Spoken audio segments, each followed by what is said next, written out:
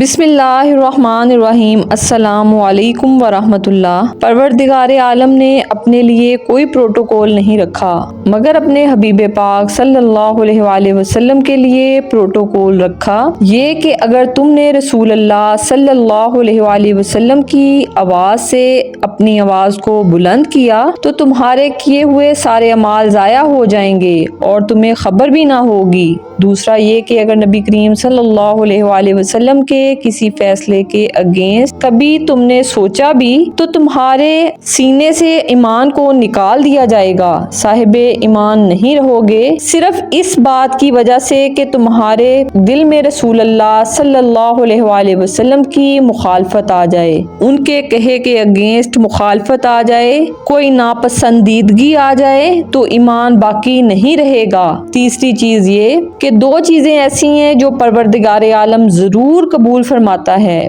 باقی اور چیزیں اللہ کریم رد بھی کر سکتا ہے، ایک توبہ اور دوسرا رسول اللہ صلی اللہ علیہ وآلہ وسلم کی پیاری ذات پر درود پاک پڑھنا۔ درود پاک وہ کلمہ ہے جس کی قبولیت میں ذرا برابر بھی شک کی گنجائش نہیں، اور جب کوئی شخص درود پاک پڑھتا ہے تو وہ بنیادی طور پر صبغۃ اللہ ہو جاتا ہے، جو اللہ کی صفات ہے، اللہ کا طریقہ ہے، سنت ہے۔ اللہ خود درود بھیجتا ہے، اللہ کریم خود رسول اللہ صلی اللہ علیہ وآلہ وسلم کی پیاری مکرم محترم ذات سے محبت کرتا ہے، تو رسول خدا کو خود محبت کرنا اور درود بھیجنا یہ اللہ کی سنت ہے، یہ صبغۃ اللہ ہو جاتا ہے۔ واحد وہ فضل ہے جس میں مخلوق کے ساتھ خالق بھی شامل ہے۔ آپ نماز پڑھتے ہیں، خالق اس میں شامل نہیں ہوتا، آپ روزہ رکھتے ہیں، خالق اس میں بھی شامل نہیں ہوتا، آپ حج کرتے ہیں، اللہ کریم اس میں بھی شامل نہیں۔ کہیں اللہ نے نہیں کہا کہ میں روزہ رکھتا ہوں یا میں نماز پڑھتا ہوں یا میں حج کرتا ہوں،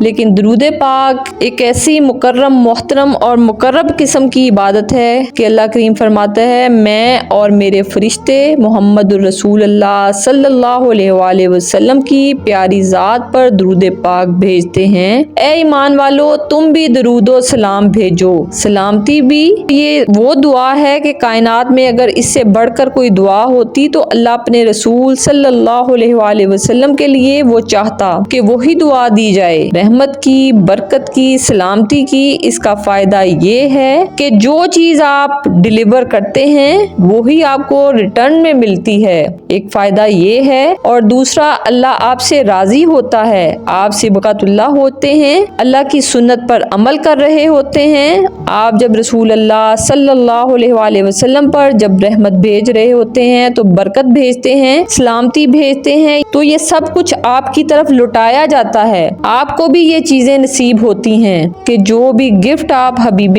خدا احمد مجتبی والی دو جہاں کی پیاری ذات کو پریزنٹ کرتے ہیں، اللہ اس سے راضی ہوتا ہے اور اس کو بھی انہی چیزوں کے ساتھ برکات، رحمتیں اور سلامتی پہنچاتا ہے۔ دوسرا خود اللہ کے رسول صلی اللہ علیہ وآلہ وسلم کا فرمان مبارک ہے کہ جو میرا درود ہے وہ مجھ تک پہنچایا جاتا ہے بما والدین کے ناموں کے کہ فلاں شخص نے، یہ اس کی ماں کا نام اور یہ اس کے باپ کا نام، آپ کو اتنی مرتبہ درود پاک پیش کیا گیا۔ اس سے بڑی سعادت کی بات کیا ہوگی کہ آپ کا نام رسول اللہ صلی اللہ علیہ وآلہ وسلم کی بارگاہ میں رجسٹر ہو جاتا ہے، اور اس نے اتنا درود پاک بھیجا، ریکارڈ کرتے ہیں فرشتے اور آپ کے دفتر میں پہنچا دیا جاتا ہے۔ خود آپ کا فرمان عالی شان ہے کہ شب جمعہ یعنی کہ جو جمعرات کی رات ہوتی ہے یعنی اگلے دن جمعہ ہوتا ہے، قرآن حکیم میں وعدہ کیا گیا ہے کہ تم جس کسی کو دعا دو تو جو دعا اس نے دی ہو یا ویسے ہی دعا اسے واپس لوٹاؤ یا اس سے بڑھ کر دعا اسے واپس لوٹاؤ۔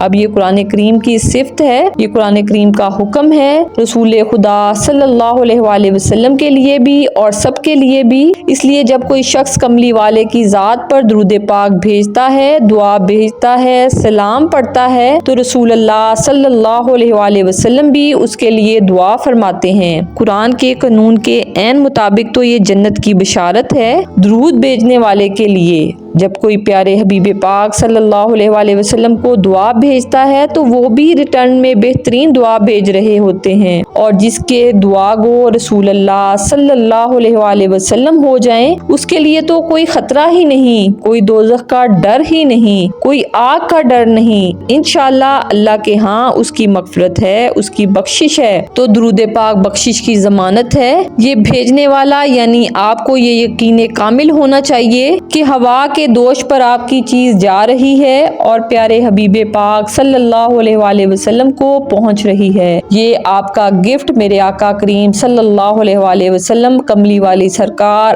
آقا دو جہاں مدینے کے تاجدار کے پاس جا رہا ہے۔ ایک فائدہ اور ہے، پنجابی کی ایک مثال ہے کہ رانجھا رانجھا کر دی نی میں آپے رانجھا ہوئی۔ جب آپ بار بار سرکار پر درود بھیجیں گے اور ان کا تذکرہ کریں گے تو اس سے آپ پر رسول خدا صلی اللہ علیہ وسلم کا عکس اترے گا، آپ کے اندر وہ صفات اتریں گی، وہ کمال اور خوبیاں آپ کو ملیں گی، وہ حکمت و دانائیاں آپ تک پہنچیں گی، مگر اس کے لیے آپ کو درود پاک کے ساتھ رحمت کے رویے کو اپنانا ہوگا۔ جس ذات پر درود پاک بھیجتے ہیں ان کے بتائے ہوئے رستوں کو اپنانا ہوگا، معاشرے کے لیے اور مخلوق خدا صلی اللہ علیہ وسلم کے لیے اور اس کی ساری مخلوق کے لیے رحمت بننا ہوگا، کیونکہ آقا کریم صلی اللہ علیہ وسلم کی صفات میں یہ بات شامل ہے، آپ رحمت للعالمین ہیں، دو جہانوں کے لیے رحمت ہے، تو ان کے نقش قدم پر چل کر دوسروں کے لیے رحمت کا باعث بنے، کسی کے لیے زحمت کا باعث نہ بنے۔ آپ کے ہاتھ اور زبان سے کسی کو تکلیف مت پہنچے تو عکس محمد صلی اللہ علیہ وسلم آپ ہو جائیں گے، اگر آپ صحیح معنوں میں دل کی گہرائیوں سے درود پاک پڑھیں گے۔ درود پاک کی اتنی مکرم بات ہے کہ کوئی نماز ایسی نہیں ہے کہ جس میں درود پاک نہ ہو، یہاں تک کہ جنازے کی نماز میں بھی درود پاک رکھ دیا گیا کہ جس نے کبھی کوئی نماز نہیں پڑھی اور ایک دفعہ درود پاک کسی جنازے میں پڑھ لیا تو وہ بھی اللہ کے رسول کی دعاؤں کا مستحق ہو گیا، اس کی عاقبت بھی سنور گئی، اس کی آخرت محفوظ ہو گئی۔ اللہ کریم نے مسلمانوں کے لیے ایک شیلڈ بنائی ہے، یعنی ایک پناہ گاہ بنائی ہے۔ درود پاک ہم سب کے لیے پناہ گاہ کی طرح ہے، اس لیے اس میں داخل ہو جائیں تاکہ دوزخ کے عذاب سے نجات مل جائے۔ آئیے اب سب میرے ساتھ ایک بار محبت سے درود پاک پڑھ لیجئے۔ الصلاۃ والسلام علیک یا رسول اللہ، الصلاۃ والسلام علیک یا نبی اللہ، الصلاۃ والسلام علیک یا رحمت للعالمین، الصلاۃ والسلام علیک یا خاتم النبیین وعلی آلک و اصحابک یا حبیب اللہ۔